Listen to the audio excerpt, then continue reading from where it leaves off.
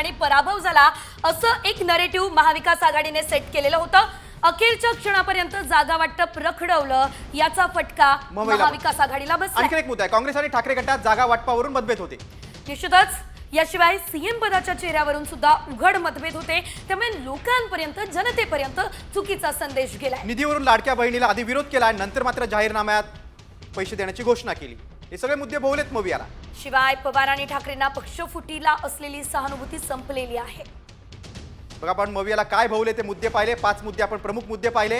हे महाविकास आघाडीला भोवलेले आहेत, त्यांच्या दारुण पराभवाला हे प्रकर्षाने 5 मुद्दे कारणीभूत ठरलेले आहेत। निश्चितच पवार आणि ठाकरे यांना जी सहानुभूती, मात्र कोणत्या विभागात कुणाचं वर्चस्व आहे आपण बघतोय। महाविकास आघाडीला 10 जागांवरती आघाडी मिळालेली आहे।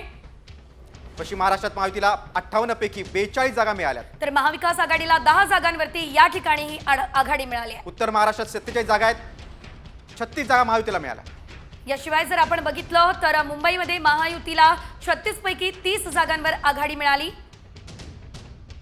तर महाविकास आघाडीला केवळ 6 जागांवरच आघाडी मिळाली। विदर्भात एकूण जागा 62 आहेत, त्यामध्ये 45 जागांवर महायुतीची आगेकूच, तर महाविकास आघाडीची केवळ 15 जागांवरती आघाडी बघायला मिळाली आहे। मराठवाड्यात महायुतीला 46 पैकी 36 जागा, तर महाविकास आघाडीला मात्र केवळ 8 जागांवरती त्यामुळे मराठवाड्यात लोकसभेला मोठा फटका बसला होता महायुतीला, मात्र तो आता भरून काढला। मात्र निकालाची वैशिष्ट्य महत्वाची, लाडकी बहीण, लाडक्या बहिणीचा आशीर्वाद या ठिकाणी लाभदायक ठरला। हिंदुत्ववादी मतं एकवटल्याचा फायदा देखील झालेला आहे।